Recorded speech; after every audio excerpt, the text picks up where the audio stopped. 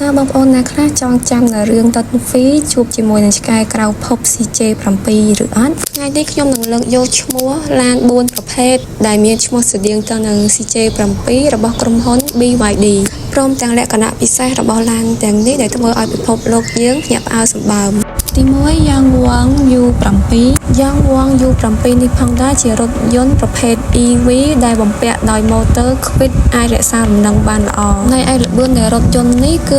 270 គីឡូម៉ែត្រក្នុង1ម៉ោង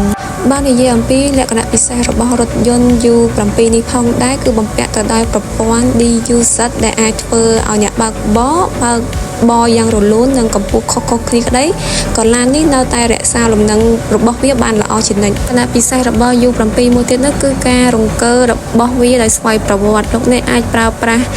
app តាមរយៈទូរស័ព្ទលេងហ្គេមនៅលើឡាននេះក៏បានហើយ U7 នេះផងដែរក៏មានកម្លាំងបង្វិលដល់ទៅ 1584 mN ដែលខ្លួនឯងដែលស្វ័យប្រវត្តិផងដែរហើយប្រសិនបើលោកអ្នកលំបាកក្នុងការចាកចេញពីចំណតឡាន U7 នេះអាចជួយអ្នកបានវានឹងដំណើរការតែកង់មុខប៉ុណ្ណោះចំណែកឯកង់ក្រោយធ្វើការចាក់សោដោយស្វ័យប្រវត្តិរថយន្ត U7 នេះផងដែរត្រូវបានគេឲ្យដឹងថាមានតម្លៃចាប់ពី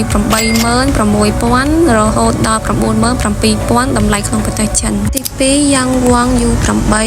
រថយន្ត U8 នេះផងដែរជារថយន្ត SUV ស៊េរីទំនើបលក្ខណៈពិសេសរបស់វានោះគឺអាចបង្វិលខ្លួន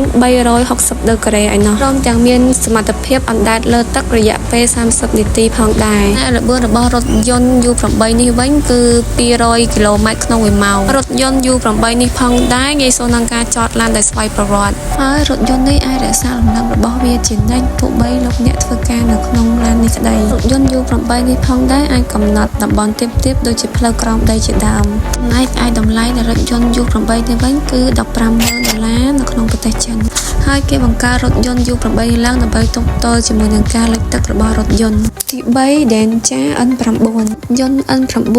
បង្កើតឡើងបំពាក់ជាមួយនឹងដ្រូនដែលលោកអ្នកអាចបង្ហោះដ្រូនជាមួយនឹងក្រុមគ្រួសាររបស់លោកអ្នកក៏បានចំណែកឯលក្ខណៈពិសេសរបស់ N9 នេះវិញគឺអាចគ្រប់គ្រងលំនឹងរបស់វានៅពេលដែលវត្ថុអ្វីមួយនៅពាំងពីមុខវាយ៉ាងចាប់ហ្វ្រាំងអូតូទោះបីវាមានល្បឿន110គីឡូម៉ែត្រក្នុង1ម៉ោងក្តីរថយន្ត N9 នេះតាងាយស្រួលក្នុងការឡើងផ្លូវដែលមានបត់បែនច្រើនវានឹងឡុក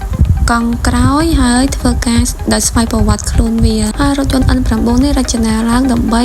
ផ្លូវដែលមានបត់បែនច្រើនដូចជាផ្លូវឡើងភ្នំជាដើមហើយល្បឿនរបស់ N9 នេះវិញគឺ180គីឡូម៉ែត្រក្នុង1ម៉ោងរថយន្ត N9 នេះមានតម្លៃចាប់ពី 54,000 រហូតដល់ 62,200 ដុល្លារតម្លៃក្នុងប្រទេសចិននិងទី4 Yang Wang U9 ឡាន U9 ជាប្រភេទឡាន Super Coupe ដែលបំពាក់ទៅដោយប្រព័ន្ធ DCX ដែលធ្វើឲ្យវាលោតនិងរាំបានធ្វើតេស្ត U9 ដែលឲ្យវាលោតទៅលើបរាយទឹកដែលមានបណ្ដោយ6ម៉ែត្រនិងទទឹង 2.5 ម៉ែត្រព្រមទាំងតំបន់មុតផងដែរតែការបំពាក់ប្រព័ន្ធ DCX នេះហើយទៅធ្វើឲ្យ U9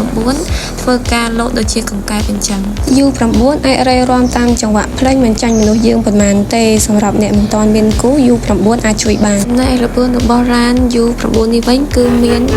309គីឡូម៉ែត្រក្នុង1ម៉ោងមួយទៀតប្រសិនបើអ្នករកឡាន U9 របស់អ្នកមិនឃើញ U9 អាចភ្ជាប់ជាមួយនឹងកម្មវិធី app តាមរយៈទូរស័ព្ទក៏បានចំណែកឯតម្លៃនៃឡាន U9 ស៊េរីទំនើបនេះមានតម្លៃ $236,000